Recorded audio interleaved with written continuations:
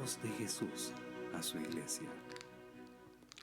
Amigos míos, qué alegría nuevamente encontrarnos para estudiar la palabra de Dios, para seguir adelante las cosas que tienen que ver con la vida eterna. Nos toca realmente una temática hermosa estos días. Si Dios quiere acompañarnos, podamos repasar los puntos fundamentales de la palabra de Dios que tienen que ver con el amor de Dios, cómo Dios ama a su iglesia. Y saben, en realidad la temática de hoy es como introductoria, o sea, abarca en gran manera lo que será todo el contenido, pero por supuesto cada tema tiene su parte, solamente que es una parte que esto nos va a ayudar a comprender la importancia de conocer el mensaje de Jesús a su pueblo. Bueno, la voz de Jesús a su pueblo. Dios habla con el hombre, vino a este mundo, nos rescató de toda transgresión y está intercediendo por nosotros. Ahora tenemos que entender cómo el Señor dirigió siempre la historia y la dirigirá hasta cuando Él regrese dentro de poco tiempo. Ya que estamos en momentos especiales de la tierra, este mundo no le queda más tiempo, las cosas como van, son impresionantes realmente. No hace falta que yo gaste mucho tiempo en esto. No hay más solución en la tierra. La única solución es el regreso de Jesús y Dios quiere que sea pronto. Bueno, ahora vamos allí. La visión centrada ¿en quién? En Cristo, porque a veces nos confundimos. Cristo realmente es el que dirige la profecía, el que dirige todas las cosas. Y esta visión está centrada en el gran conflicto entre Cristo y Satanás, específicamente. O sea, es la lucha de todo cristiano, la lucha individual de cada persona, es lo que debo recalcar hoy, porque la iglesia está formada ¿por qué? Por seres humanos. De manera que a través de los tiempos el gran conflicto se lleva entre Cristo y Satanás y entre nosotros y Satanás también, porque si amamos a Dios, Satanás va a luchar contra nosotros, es lógico, y si no le amamos, bueno, no hablemos más de eso. Jesús mide el accionar, y ahí quedó recalcado, el accionar de su iglesia. O sea, tú me dirás, ¿y qué tiene que ver el accionar con mi salvación? No, tiene mucho que ver. Porque no podemos ser discípulos de Cristo y estar estáticos y quedos. Todo lo contrario, tenemos que realmente accionar de tal forma que la obra de Dios en este mundo muestre, y Dios puso esto en el corazón del hombre porque somos discípulos de Él nos ama y Él va a estar ayudándonos. Jesús desea de veras salvarnos, pero desea salvar a sus discípulos. Lucha recia del remanente hasta el fin del pecado. En realidad eso es lo que vamos a entender, la lucha recia. En realidad los 7 sellos tenían que ver con la política, la lucha política de los estados y luchando contra el pueblo de Dios. Ahora veremos realmente la lucha en la cual Satanás lucha con el ser humano. Y esto es una cosa muy distinta. Ahora leamos allí, Alicia, Génesis 3:15, ¿qué dice? Y pondré enemistad entre ti y la mujer, y entre tu simiente y la simiente suya. Esta te herirá en la cabeza, y tú le herirás en el calcañar. Bueno, esta es la primera profecía que aparece en la palabra de Dios. Allí dialoga, estaban nuestros padres viendo la desgracia del pecado, pero Jesús les hace una promesa: pondré enemistad entre ti y la mujer. O sea, les promete que ellos llegarían a nuevamente, si se entregaban en sus manos de amor, habrían de tener enemistad hacia el pecado. Y Satanás escucha eso, y que finalmente la herida sería mortal, la de él, ¿verdad? Por causa de la iglesia de Jesús. De manera que tenemos que pensar en serio. Tú le herirás en el calcañar, Satanás habría de molestar, pero la mordedura de la serpiente antigua sería diferente realmente en el caso final de todo hijo de Dios. Leamos el texto 17. Entonces el dragón se llenó de ira contra la mujer y se fue a hacer guerra contra el resto de la descendencia de ella, los que guardan los mandamientos de Dios y tienen el testimonio de Jesucristo. Está apuntando este pasaje justamente a la hora actual. Por eso dice el resto de la descendencia de ella, el resto de la descendencia de la mujer. Cristo nació de una mujer. Casi no cabe en la mente humana este hecho de que Jesús vino de esta manera.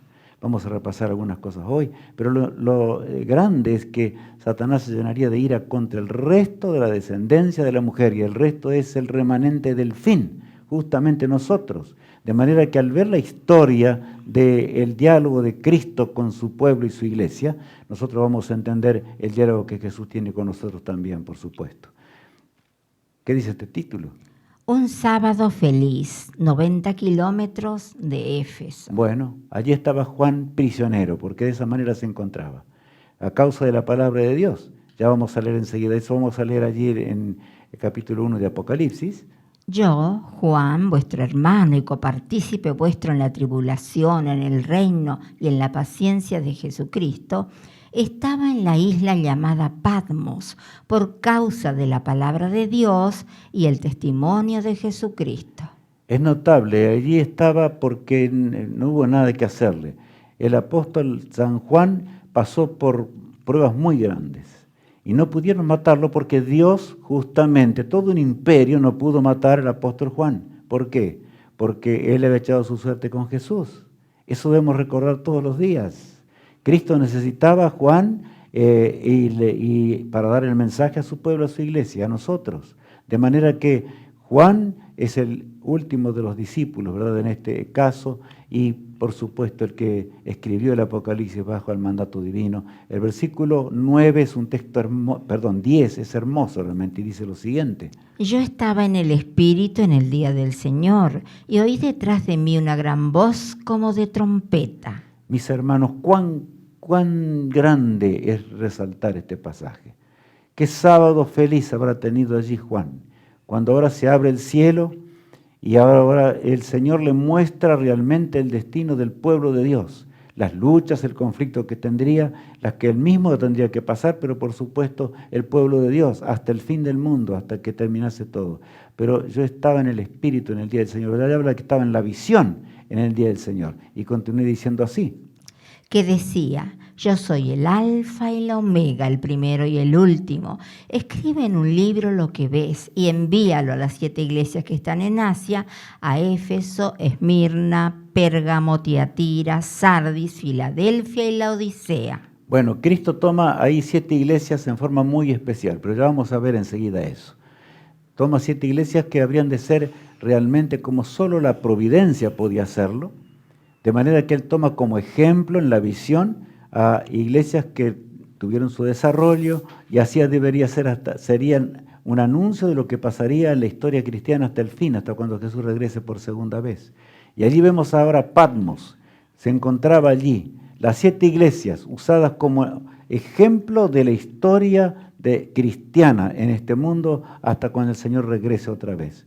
Por eso el mensaje a las 7 iglesias es un mensaje únicamente, no es un único mensaje para las 7 iglesias del pasado, sino que tiene que ver claramente con esto, como dice el texto bíblico.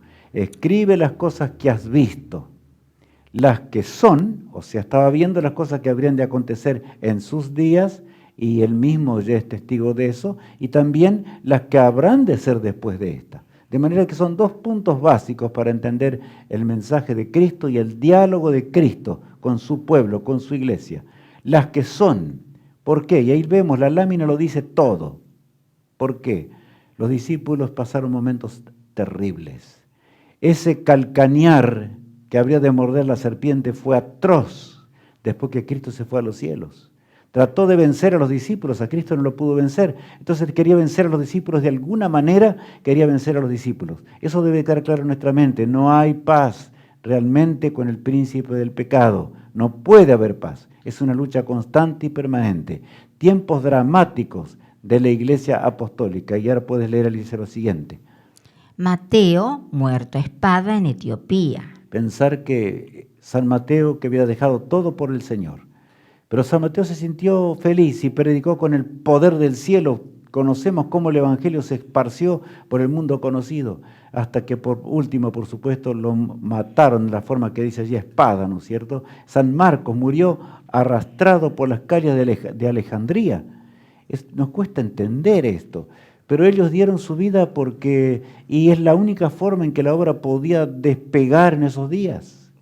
Ellos vencieron, a pesar de que perdieron la vida terrenal, sin embargo, la celestial estaba asegurada. De manera que esa convicción era profunda en ellos. ¿Qué pasó con Lucas? Colgado de un árbol en Grecia. ¿Qué les parece?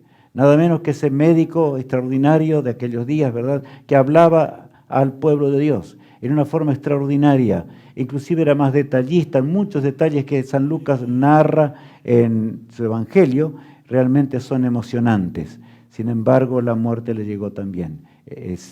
Tuvieron que sufrir a manos de que nada menos que del mismo pueblo hebreo que se rebelaba contra Dios. Porque en el primer periodo la lucha fue contra aquellos rebeldes, con los cuales Cristo mismo había luchado. Era el pueblo de Dios que no quería hacer la voluntad de Dios, y ellos, todos los que realmente escuchaban el nombre de Cristo, se enfurecían, porque querían negar a Cristo como el Mesías de Dios. Santiago, decapitado en Jerusalén. parece mentira. Cuando uno piensa en estas cosas, pensar que nosotros tenemos dos puntos en los cuales podemos llegar en esta vida.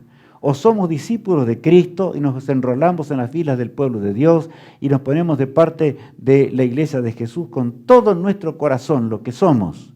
O de lo contrario nos vamos a perder. Pero, por supuesto, acá dice que se entregaron, estaban totalmente entregados a la obra de Dios constantemente. Nada fue guardado con egoísmo para ellos. Lo usaron todo y sus vidas llegaron a su fin de esta manera. Pero Satanás no pudo borrar a Cristo y de lo que significaba el ministerio de Jesús en favor nuestro, lo que tiene que ver con el plan de salvación por causa de su lucha agónica. Ahora, Bartolomé, desollado vivo, dice allí. Impresionante eso. Uno piensa, ¿y cómo pudo soportar semejante cosa? ¿Saben? Yo quiero decirles algo. El Señor está al lado de nosotros. Es Cristo el que Él nos acompaña. Nunca temamos a lo que el autor del pecado puede hacer.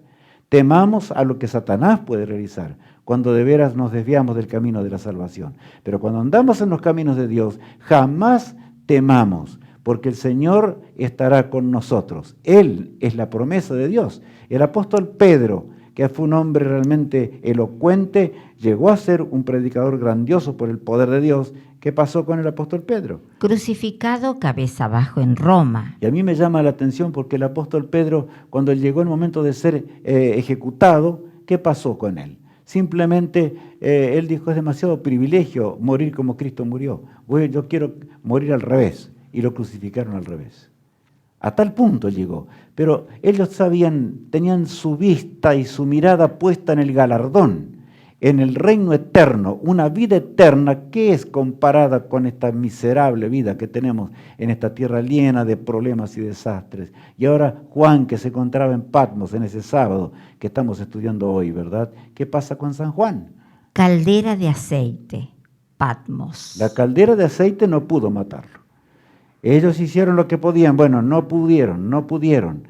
En realidad quedaron impresionados, entonces dijeron, no tenemos otra cosa que hacer, si no muere este hombre en el aceite hirviente, lo vamos a echar a Patmos. Pero allí, estando en el cautiverio de esa isla rocosa, el cielo se abre y el poderoso Dios y nuestro poderoso Salvador ahora dan el mensaje que nosotros necesitamos. Cristo dialoga con su iglesia, con su pueblo. Es la voz de Dios a su pueblo. No estamos solos en este mundo. Él nos acompañará hasta el fin de la existencia humana. Bueno, ahora, el punto B, las que eran, porque decían las que son, el tiempo de los discípulos fue muy difícil. El primer siglo era cristiana. Ahora, las que vendrían después nos serían mejores. Desde la cruz hasta el fin del pecado. Pensar en esto, ¿verdad? En realidad, las 7 iglesias tienen que ver con esto. Ahora, de Patmos vamos a ir a Éfeso y vamos a ir nombrando de nuevo.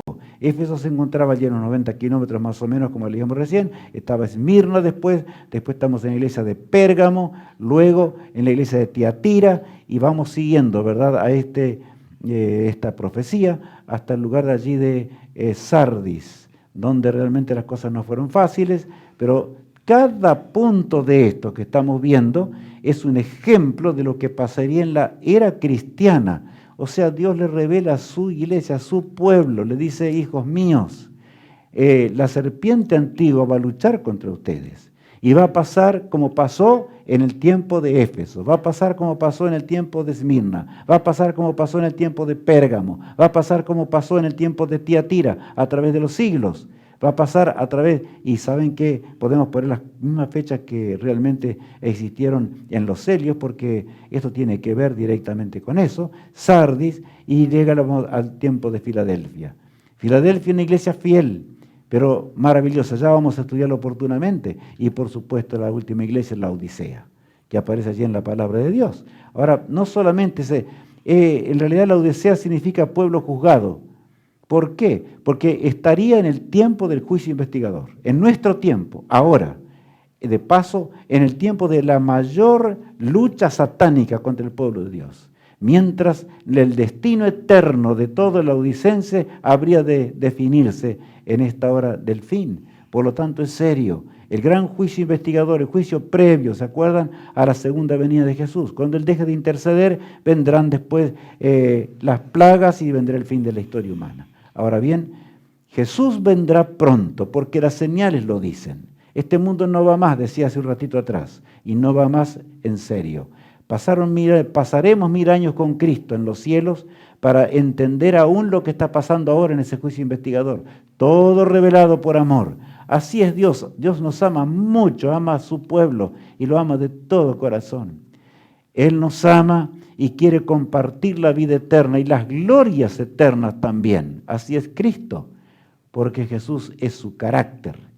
Aquí está la diferencia entre el carácter de Satanás y el carácter de Jesús. En esto vamos a ver la revelación directamente acerca de estas cosas, de aquel ser que será destruido, como vemos allí en el lago de fuego, en el día final, al final de ese milenio del cual estamos viendo, y el Señor terminará con el pecado para siempre, y entonces Él vendrá y nos dará un nuevo hogar, una tierra nueva, hecha con sus manos perfecta de sabiduría, donde la capital del nuevo mundo será la nueva Jerusalén. Oh, dulce hogar.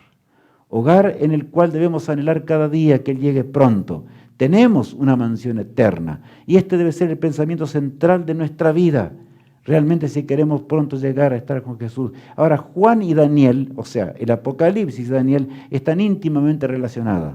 Por lo tanto, vamos a recalcar algunos puntos básicos para que entendamos, me refiero a puntos proféticos de los 2300 años, para que podamos entender algunas cosas que vamos a ver durante estos días cuando estamos estudiando estas cosas tan importantes. Allí vemos los 490 años dedicados a Israel. Eran los últimos años y Cristo, por supuesto, aparecería en ese tiempo. Todo habría de cumplirse. Allí vemos en el 457 a.C. se daría el decreto para que ellos salgan del cautiverio, como ya conocemos. Y marqué así nomás para ir más rápido, porque estaba dividido, por supuesto, ese periodo en dos. Sería reconstruido el templo, una serie de cosas más. Cristo sería bautizado en el año 27 de la era cristiana. Moriría por nuestras transgresiones, ¿cuándo? En el año 31. Como vemos allí ese punto que nos indica simplemente.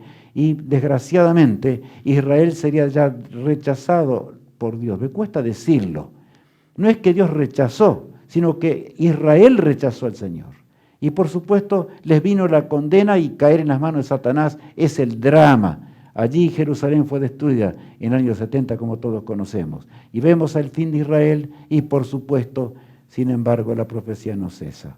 La profecía que tenemos, ¿verdad? Y que tiene que ver con el diálogo de Cristo, con su pueblo hasta el fin del mundo, podemos dividirla. ¿Qué dice el pasaje de Hebreos? Donde el apóstol Pablo trata de explicarle a los hebreos muchas cosas importantes para su propia salvación. Y leamos en Hebreos capítulo 8, el versículo 1 y 2. Ahora bien, el punto principal de lo que venimos diciendo es que tenemos tal sumo sacerdote, el cual se sentó a la diestra del trono de la majestad en los cielos, ministro del santuario y de aquel verdadero tabernáculo que levantó el Señor y no el hombre. Bueno, está clarito. Allí recalca, ¿verdad? San Pablo habla de un santuario celestial. El otro era una figura, que vamos a verlo en instantes más. Era una figura para que entendamos cómo es el santuario celestial y cómo se iba a llevar a cabo el plan de salvación. La iglesia de Cristo debe conocer, debe entender. Cristo dialoga con el hombre, Cristo dialoga contigo y conmigo. Es la voz de Dios en la cual, ¿qué habremos de hacer con la voz de Dios? Bueno, allí tenemos el año 100 de la era cristiana, ¿Por qué? Porque ahí termina el tiempo apostólico, ya por supuesto vienen muchos más, tendrían pruebas muy difíciles, el 313, ahora no vamos a entrar en detalles, luego entramos en el 313 donde hay un tiempo de paz que ya vamos a vencer hasta el 538, porque Satanás es astuto, engaña y probó todos los métodos acerca de cómo engañar al pueblo de Dios, cómo engañarnos para que no lleguemos a la eternidad. Es nuestro enemigo directo, el príncipe del autor del mal. Por lo tanto, mis apreciados amigos y hermanos, nunca rechacemos la gracia infinita de aquel que todo lo hizo. Acuérdense que fue colocado en una tumba Jesús, dio la vida por nosotros, se entregó el ser eterno, nos cuesta entender, entregó y depuso su vida eterna en las manos del Padre, y el Padre se la devolvió al tercer día, tal cual decía la palabra de Dios. Y hoy es nuestro gran intercesor en el santuario celestial. En el 1517, ahí encontramos otro periodo muy particular también, y llegamos hasta el año 1798, donde termina una gran profecía como conocemos, pero los 2300 años terminan allí, cuando la Odisea llega a la existencia. 1844, y terminan los 2300 años. A partir de 1844 realmente la voz de Dios se concentra en su pueblo. La lucha llega a ser máxima, al extremo. Lo digo esto en forma ahora rápida, porque luego vamos a estudiarlo en forma detallada. No podemos entender todo instantáneamente. Ahora bien, veamos a continuación. La persecución siempre fue el elemento de Satanás. Pero saben, Satanás no siempre persiguió.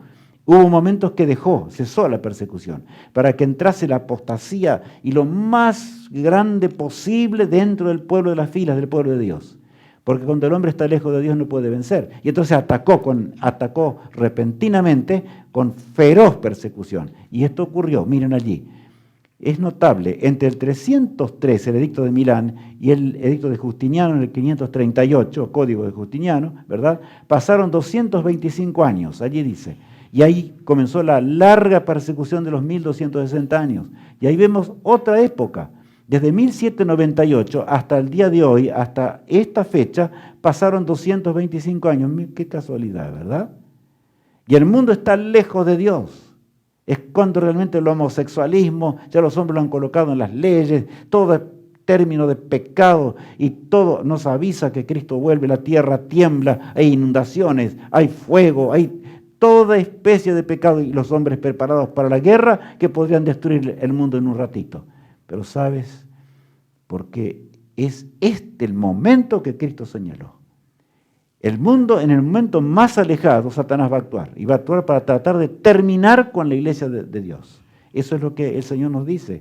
La verdad por tierra es echada durante 1260 años. Y ahora vemos el remanente, ese remanente de Dios. Miren lo que dice allí en el libro de Apocalipsis, lo siguiente. He aquí yo vengo pronto, y mi galardón conmigo, para recompensar a cada uno según sea su obra. Jesús nos anima. He aquí yo vengo pronto. No temas, Rubén, no temas, Santiago, no temas, Matías, no temas, podríamos seguir, ¿verdad? Allí hablando de nosotros, de los demás, de tantas otras personas que anhelan salvarse. ¿Cuántos millones en la tierra están hoy desesperados? Buscan un camino de salvación, y el Señor confió a su iglesia, a su pueblo. Él hoy tiene sus discípulos, pero para ser discípulos de Jesús, recordemos que no podemos ser discípulos sin tener también tribulaciones, como tuvo el pueblo de Dios siempre. De manera que la iglesia de Éfeso pasó por su periodo. Llegó Esmirna y tuvo su periodo, ¿verdad? También. ¿Qué más? Dice allí Alicia. Bueno, días difíciles, ¿no es cierto?, fueron aquellos, pero en ese tiempo no hubo persecución. Pérgamo. Claro, ahí no hubo persecución. Todo estaba en calma, había libertad religiosa de paso. Y por supuesto que allí fue la apostasía enorme de ese periodo de persecución. Ya no había persecución, pero se levantaría en el 538, tal cual la Biblia decía. Después viene Tiatira, ese tiempo diferente, pero ahora había una lucha porque Satanás había logrado que una gran cantidad de la iglesia de Jesús apostate de la verdad e hiciese no ya los mandamientos de Dios, ni anduviese de acuerdo a los planes del cielo, sino siguiese las cosas temporales y terrenales. Sardis, otro pedido dramático realmente. Bueno, pero no es el estudio de hoy, y llegamos a Filadelfia, amor fraternal. Realmente Filadelfia es algo maravilloso estudiarlo, claro, pero también llegamos a la Odisea como está allí. La expiación, el tiempo de expiación se terminaría en el tiempo de la Odisea. ¿No es solemne lo que estoy diciendo? Es algo serio en extremo, algo serio, porque ese tiempo está al borde de terminar. Es claro, inclusive las artimañas de Satanás son claras. No estoy diciendo que por los 225 años Cristo ya va a regresar, no, o va a terminar el tiempo de gracia, pero recordemos que no puede durar mucho tiempo más. Eso sí está claro. La venida de Cristo es inminente, no es un asunto de que tal vez o va a llegar más adelante. El que no entiende esto no entiende el remanente de Dios, como aparece en la pantalla allí. No entiende realmente lo que es el ser el del remanente en esta hora dramática en la cual nos toca vivir. Jesús en el santuario celestial. Y allí en Apocalipsis 1, el versículo 12 y 13, Juan lo ve a Jesús, el mismo Jesús en el cual él había reclinado su pecho. Y lo ve actuando en el santuario celestial. Leamos. Y me volví para ver la voz que hablaba conmigo, y vuelto vi 7 candeleros de oro. Bueno, 7 candeleros de oro, y el gran sumo sacerdote ahora vigilaba a su pueblo. Ya veremos un poquito más en los siguientes textos, pero bien, vigilaba a su pueblo durante ese periodo muy particular, del cual hablamos, ¿verdad? Hace instantes. El versículo siguiente agrega: Y en medio de los 7 candeleros, a uno semejante al Hijo del Hombre, vestido de una ropa que llegaba hasta los pies y ceñido por el pecho con un cinto de oro. Esto es notable, porque allí estaba su amado Maestro, el gran sumo sacerdote. Su gloria resplandecía en extremo, lo dice así la palabra de Dios. Pero antes de esto, vamos a ver allí Hebreos 9:2, para que entendamos. El apóstol Pablo ahora le compara con el santuario terrenal, para que entendamos bien el celestial donde Cristo está ministrando. Esa era una miniatura para que entendamos nosotros mejor. Dice así el apóstol: porque el tabernáculo estaba dispuesto así. En la primera parte, llamada el lugar santo, estaban el candelabro, la mesa y los panes de la proposición. Bueno, acá tenemos 2 cosas básicas, podríamos recalcar otras, ¿verdad? Pero no vamos a entrar en esos detalles. Había 12 panes de la proposición, como se llama allí, ¿verdad? Que representaban las tribus de Israel. Por eso diríamos el remanente durante el tiempo del Antiguo Testamento. Es notorio eso. Y aparecen el candelabro brillando con 7 lámparas, que allí aparecen, que iluminaba el santuario, por supuesto. El candelabro con 7 lámparas, iglesia del Nuevo Testamento durante el periodo. Pero saben, no es diferente la una de la otra, son solamente 2 periodos.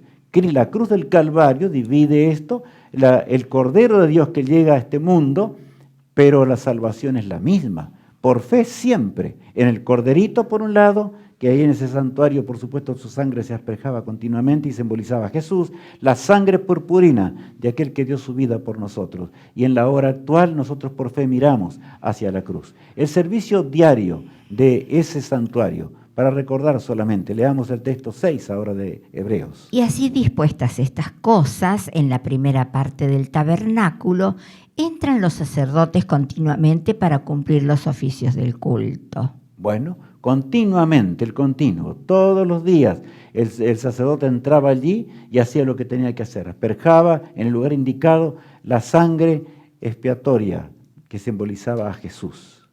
No es que la sangre del Cordero tenía allí fuerza alguna, sino que era la fe en aquel Mesías que derramaría la sangre por nosotros. Debe estar muy claro en nuestra mente. ¿Qué pasaba una vez al año en el día de la expiación? Un día muy particular, donde ahora el sacerdote pasaba en la presencia de Dios, en el lugar santísimo, donde se manifestaba la Shekinah o Shekinah, que era la gloria de Dios. El sacerdote tenía que hacer en primer lugar expiación por sí mismo, corría un riesgo porque la gloria de Dios podría quitarle la vida.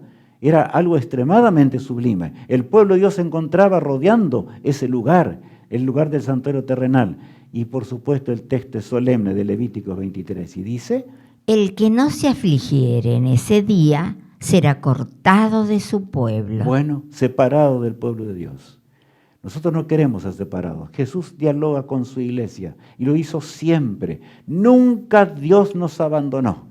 Adán y Eva pecaron, pero desde los mismos portales ya vimos la forma en que Jesús anunció. ¿Cómo sería la lucha recia? Y nosotros tenemos que acompañar a nuestro amado Maestro si le amamos. Si le amamos debemos acompañarle hasta que llegue el fin. Él va a hacer lo que nosotros no podemos hacer, por supuesto. Es poquito lo que podemos hacer, pero es enorme a la vista de Dios. Por lo tanto, Él tiene sus soldados. Queremos ser un soldado de Jesús. Lo que sin duda recuerda Juan, que estaba en su mente en ese sábado. Recuerda el sacrificio allí expiatorio que ustedes ven. Cuando Adán y Eva tuvieron que sacrificar, ¿a quién? Al corderito, por supuesto. Dice así en Apocalipsis 1:5, porque él escribe esto y dice: al que nos amó y nos lavó de nuestros pecados con su sangre. ¿Qué pensamientos habrán estado en ese discípulo amado? ¿Verdad? Aquel que reclinaba su rostro ¿en quién? En Jesús. Su cabeza en el pecho de Jesús. Pero ahora Él que nos lavó, dice, y nos amó y nos lavó de nuestros pecados con su sangre. Y cuando dice con su sangre, recuerda, indudablemente estaba en Patmos y recuerda la sangre que caía copiosamente al pie de la cruz. Ahora llegó el momento del Cordero de Dios. Lo que sin duda recuerda Juan también. Recuerda la agonía del Getsemaní y muchas cosas. 4000 años después, ¿verdad?, del Edén, Jesús viene. 4000 años después de que nuestros padres pecaron, el Cordero de Dios hace su aparición, conforme a lo que veíamos recién en la profecía. Se bautiza en las aguas del Jordán y comienza su corto ministerio en este mundo. Pero cada día Jesús es la revelación clara del carácter de Dios para la raza humana, de tal forma que entendamos cómo es Dios y salgamos de las mentiras de Satanás. Porque Satanás constantemente se rebeló contra Dios y quiere que no entendamos, el ser humano no entiende el carácter de Dios. Leamos ahora San Mateo 26. Y tomando a Pedro y a los 2 hijos de Zebedeo, comenzó a entristecerse y angustiarse en gran manera. Bueno, esa agonía que Cristo sintió en el Getsemaní era la lucha agónica que el hombre jamás podría haber soportado. Satanás torturaba la mente de Cristo. ¿Por qué la torturaba? Le decía, si tú te entregas en manos de los hombres o en lugar de ellos y vas a morir por ellos, estás destinado a perderte para siempre. Vas a perder de ser uno con el Padre, no vas a continuar de esta forma. Mas Jesús por fe llegó hasta el Getsemaní. Oró fervorosamente. ¿Y cómo oró? Vamos a leer ahora el verso 38. Entonces Jesús les dijo: mi alma está muy triste hasta la muerte. Quedaos aquí y velad conmigo. Una tristeza sin límites. Esa tristeza será sentida por aquellos que rechazaron la verdad en el día del fin. ¿Qué drama será ese? Haberse perdido para siempre cuando veamos a Cristo en forma gloriosa en las nubes de los cielos. O cuando lo veamos después del milenio, porque muchos van a ir directamente después de los 1000 años porque no quisieron simplemente aceptar las cosas de Dios. Ahora, es grande poder pensar en esto. La agonía mental que Cristo sentía, estoy muy triste hasta la muerte, les dice. Velad, quedaos aquí y velad conmigo. ¿Saben? Eso muestra lo que realmente nosotros, cuán ligada está la experiencia humana con la de Jesús, ¿notaron? O sea que Jesús nos habla en forma directa. La experiencia mía tiene que estar acompañando la experiencia de Jesús. Pero desgraciadamente los discípulos estaban dormidos. Y esto debe enseñarnos mucho. Eso dice el pasaje, leamos. Yendo un poco adelante, se postró sobre su rostro orando y diciendo: Padre mío, si es posible, pase de mí esta copa, pero no sea como yo quiero, sino como tú. Bueno, ahí está. Los discípulos escuchaban la voz de Cristo, escuchaban los gemidos de Cristo, que se aferraba al suelo frío en aquella noche muy particular. Se fue un poco más lejos y clamaba a su Padre. ¿Qué clamaba? Era tan grande la agonía que Jesús notaba que la vida se le iba allí. Por eso es que oró de esta forma: Padre mío, si es posible, pase de mí esta copa, pero no sea conforme lo que yo quiero, sino lo que tú quieres. Tan grande es el amor de Dios. Pero los discípulos seguían durmiendo. Una desesperada condición. Cristo dice así ahora, vamos a leer el texto en San Mateo 26. Vino otra vez y los salió durmiendo, porque los ojos de ellos estaban cargados de sueño. Y dejándolos, se fue de nuevo y oró por tercera vez diciendo las mismas palabras. La tercera vez Cristo ahora ruega como nunca, se aferra a la roca fría y le dice a su Padre, no hay otra forma, Padre mío, siempre respondiste a mis plegarias. Cada momento, la mente de Cristo estaba en unión con su Padre. Ahora no sentía la presencia de Dios. ¡Qué drama! Sentía realmente como parecía que su vida se agotaba bajo el peso enorme de los pecados de un mundo realmente dramático. De todo un mundo, Satanás obraba en forma terrible sobre la mente de Jesús. Más ahora continuemos leyendo lo siguiente, una desesperada condición. ¿Por qué? Porque los discípulos seguían durmiendo. Ahora leamos el texto allí, 45. Entonces vino a sus discípulos y les dijo, dormid ya y descansad. He aquí ha llegado la hora y el Hijo del Hombre es entregado en manos de pecadores. Saben, ese diálogo se llevó a cabo en forma muy particular. Porque hasta un ángel del cielo tuvo que venir, cuando él decidió ya morir por el hombre. Padre, que tu voluntad se cumpla, pero estaba tan demacrado, sus fuerzas estaban desplomadas, que un ángel poderoso del cielo descendió para ahora animar a Cristo y reconfortarlo para que él pudiese ir hasta la extrema agonía de la cruz del Calvario y morir por nuestras transgresiones.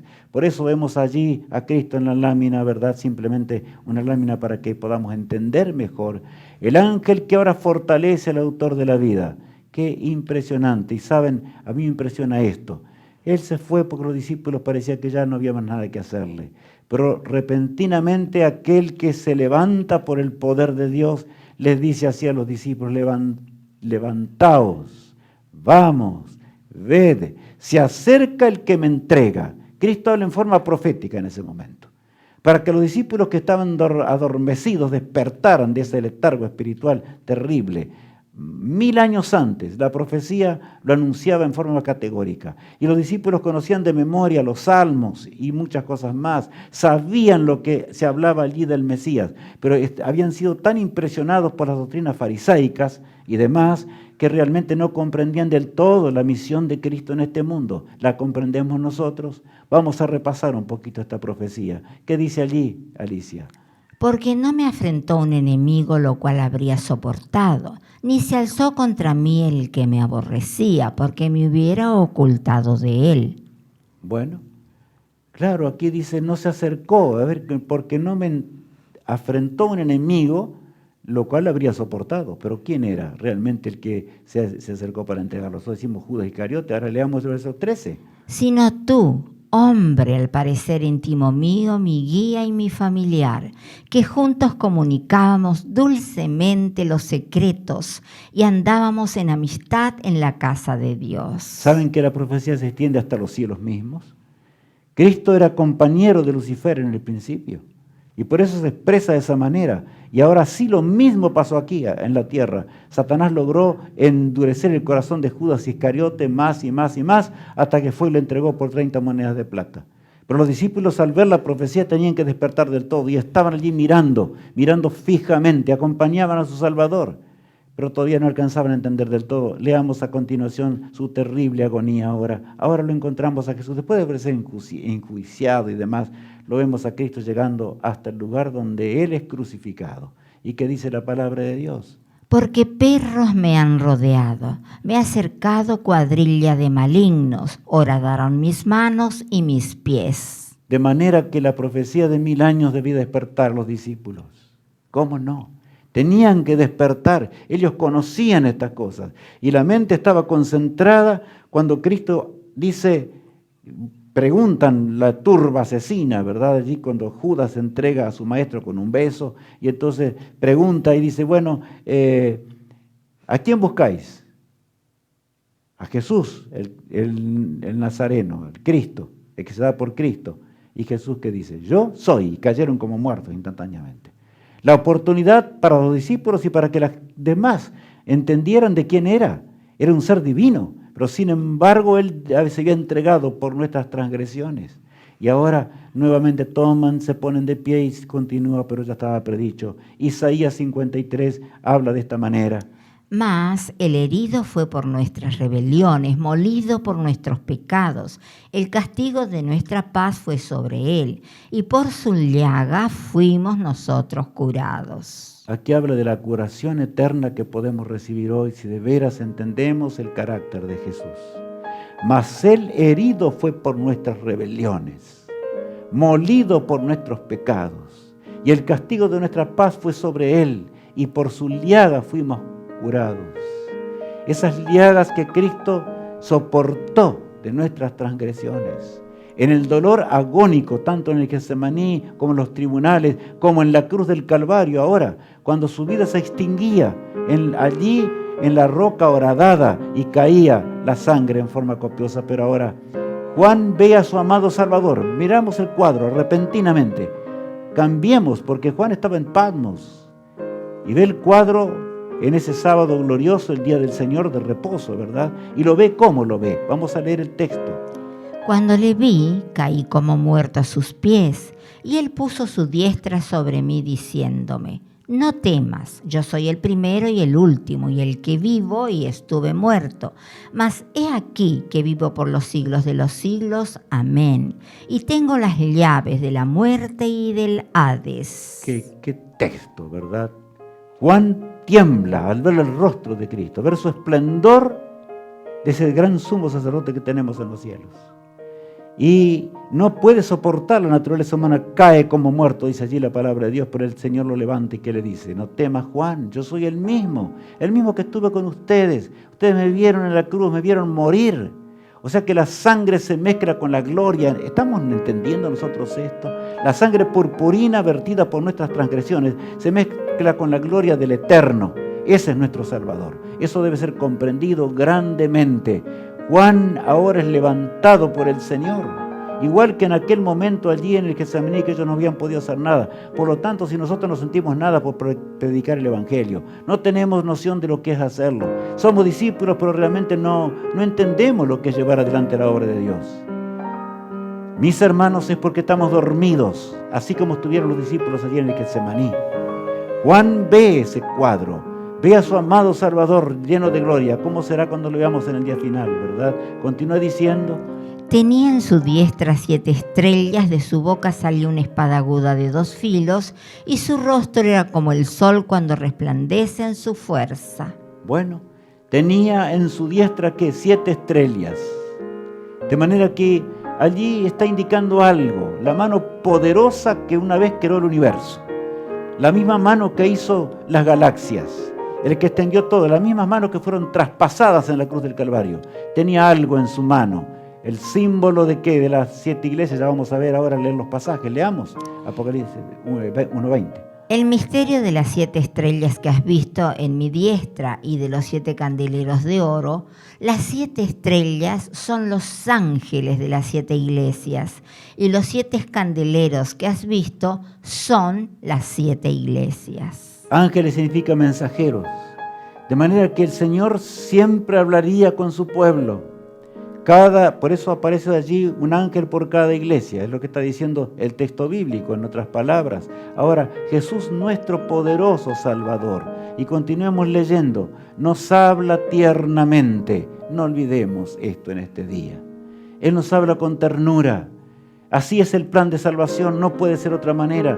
El versículo 8 de capítulo 1 de Apocalipsis dice: yo soy el alfa y la omega, principio y fin, dice el Señor, el que es y que era y que ha de venir, el Todopoderoso. Eso es lo que sintió Juan en ese día y lo que tú debes sentir en este día también. Porque ante Él vivimos. Cada latido de nuestro corazón depende de Él. Y este cortito tiempo de vida que tenemos, lo tenemos para que podamos prepararnos para el encuentro feliz con Jesús. Por eso Él recalca, dice: no tienes que temer, Juan. No tienes que temer por más que te torturen y hagan cualquier cosa. ¿Estamos entendiendo esto para llevar el mensaje de Dios?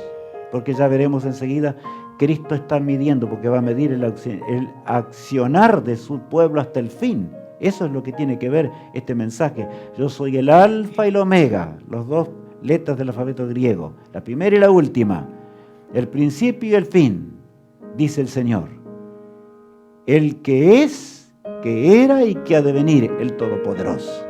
¿Qué Salvador tenemos? Él es el Todopoderoso, fuera de Él no hay.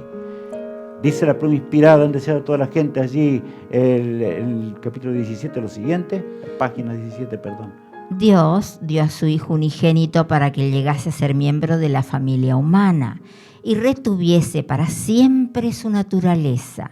Dios adoptó la naturaleza humana en la persona de su Hijo y la llevó al más alto cielo. Es impresionante estas palabras. Dios dio a su Hijo unigénito para que llegase a ser miembro de la familia humana, de manera que Cristo es nuestro hermano.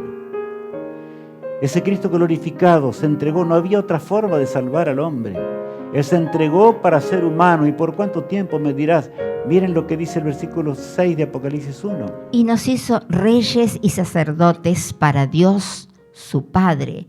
A Él sea gloria e imperio por los siglos de los siglos. Amén. De manera que si yo me entrego a Jesús, allí está nuestro destino. Y nos hizo reyes y sacerdotes, ¿por cuánto tiempo?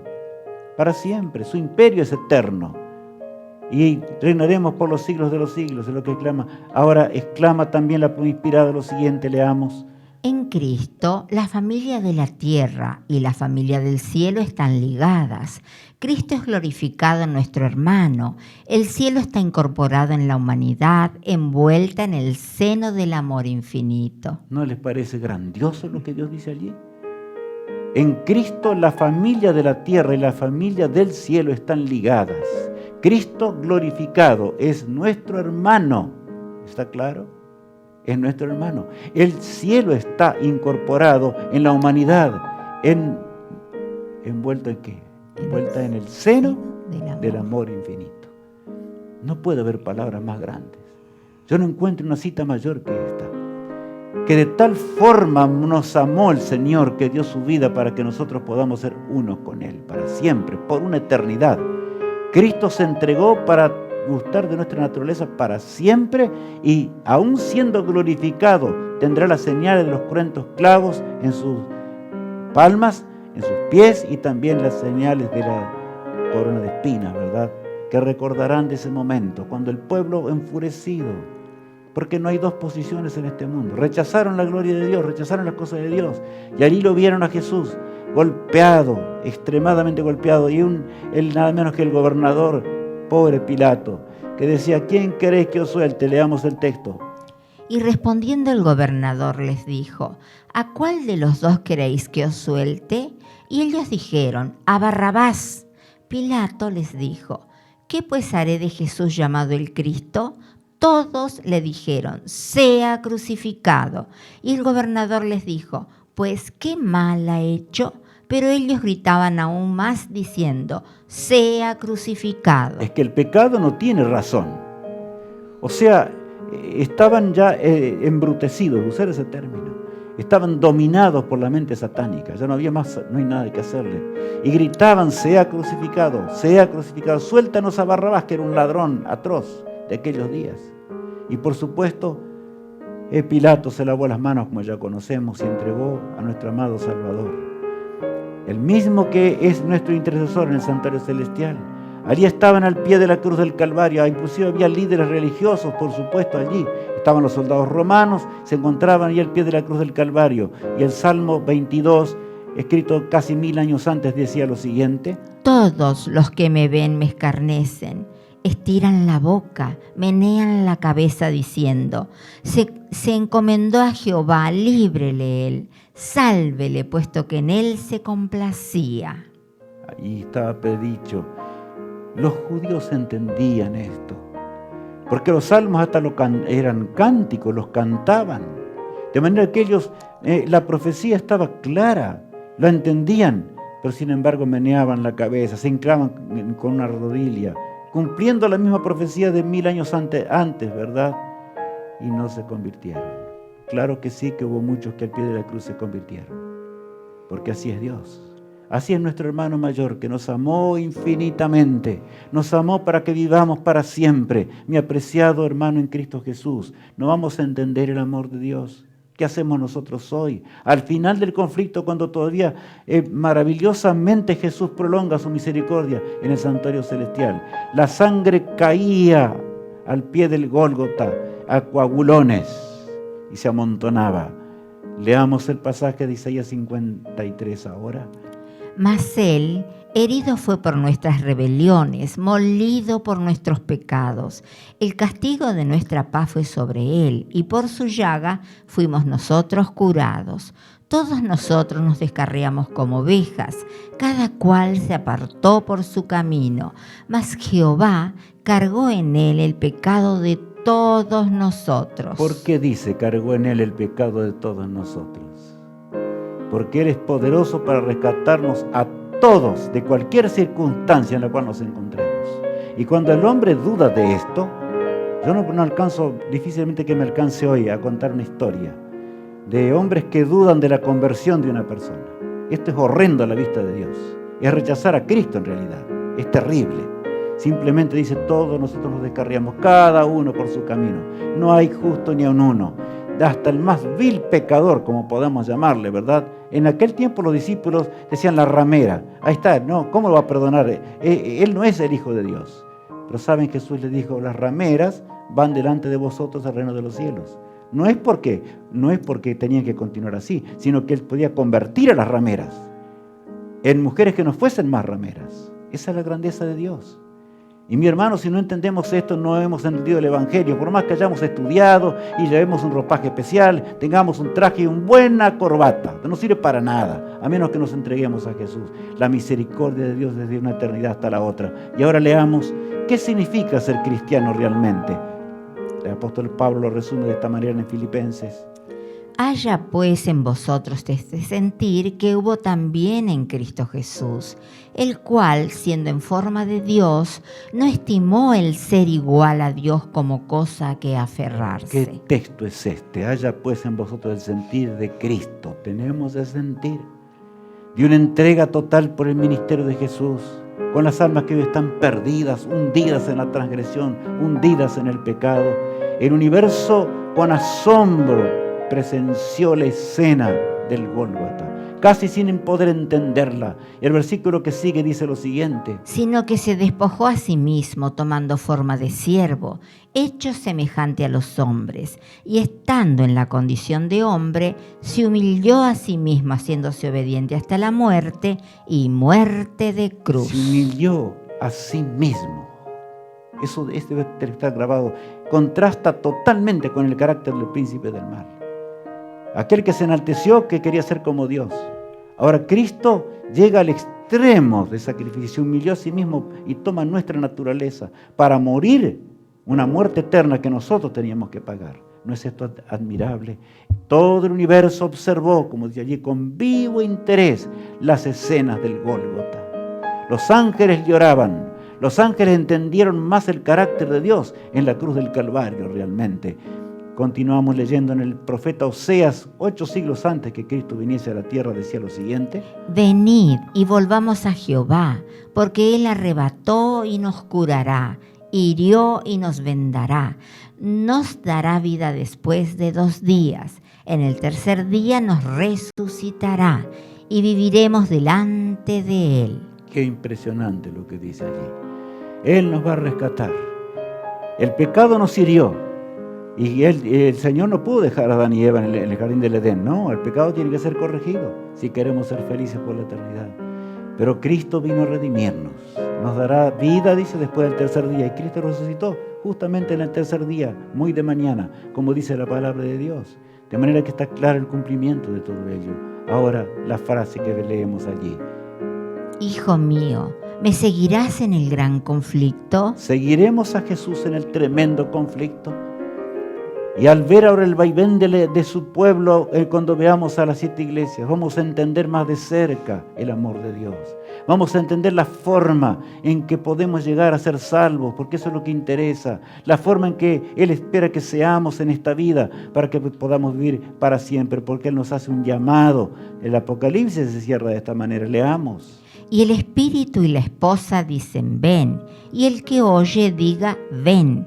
Y el que tiene sed, venga. Y el que quiera, tome del agua de la vida gratuitamente.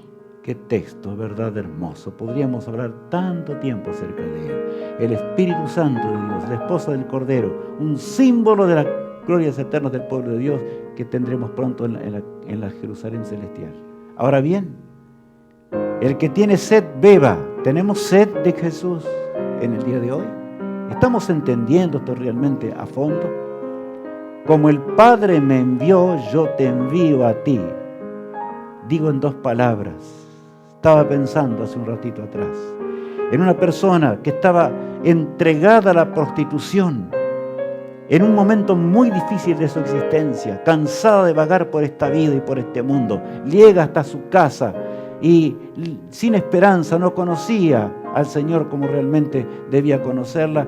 Llega hasta su hogar y en ese momento siente realmente ruidos tremendos y ve a un ser terrible, dramático.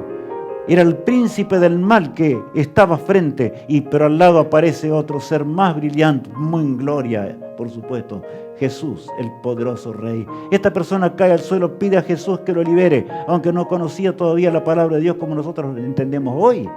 Y ruega a su Padre que de alguna forma le muestre el consuelo. Después de ese momento siente ruidos y que el príncipe del mal es echado simplemente. Como pasó con la mujer, aquella pecadora, ¿se acuerdan cuando él estuvo en este mundo? Lo que estoy contando hoy es una historia real, impresionantemente real. Esa persona se entregó a Jesús. Se entregó a Jesús hace 20 años atrás. Tal vez algunos no entendemos lo que es la entrega a Jesús. Eso es lo que pasa. Pero Jesús es amante. Jesús puede hacerlo todo. Y el Señor la llevó a los pies de tal forma que hoy ella llegó a una gran seminario que se llevó a cabo, donde un servidor tuvo la oportunidad de darlo y saben, se convirtió de todo corazón. Se entregó a Jesús. Se entregó a Jesús, repito. ¿Y quién es el que no pueda decir esto? Por eso Jesús dice, yo te envío hoy a ti como el Padre me envió a mí.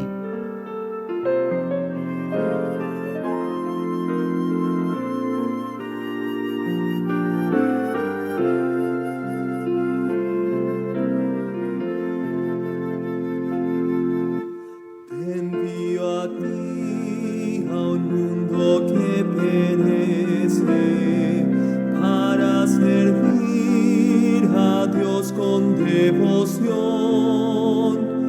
Te envío a ti, te sostendrá mi gracia y en mi nombre tú podrás vencer.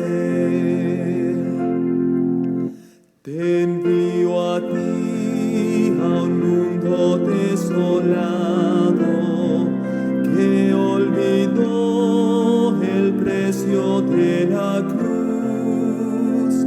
Ve a decirles cuánto Dios los ama, que por salvarlos a su Hijo dio. Tal vez mañana sea ya muy tarde y la cosecha puedase perder. Hoy es el día, anda y no te tardes. Contigo iré la mies a recoger. Te envío a ti, aunque el sendero pase por valles negros de tribulación. Se acerca el día en que podré decirte, buen siervo fiel, recibe el galardón.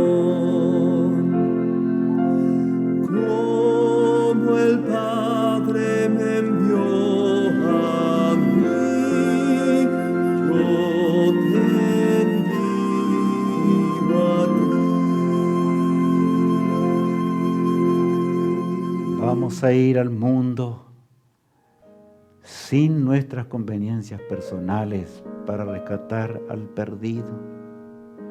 Vamos a ir a buscar a aquella alma suplicante poseída por demonios tal vez, y que podamos traerla a los pies de Jesús, el único remedio. ¿Qué haremos, mis hermanos? El llamado es claro. Vamos a orar a nuestro Padre que está en los cielos. Padre amado que estás en los cielos, gracias por el tema que hoy hemos tenido. Te rogamos que podamos entender tu lenguaje durante estos días que tengamos estos temas. Podamos amarte como nunca antes y podamos ser colocados, Señor, en tus huellas para que sintamos realmente tu compañía mientras caminamos por las espinas de esta vida hasta que lleguemos a vivir contigo por los siglos de una eternidad. Gracias por tu amor, Señor. Nos entregamos en tus manos de amor, lo suplicamos en el poderoso nombre de Jesús y te lo agradecemos. Amén. Dios te bendiga, Dios te guarde y te sostenga. Es mi sincera oración. Hasta el siguiente tema. Hasta prontito.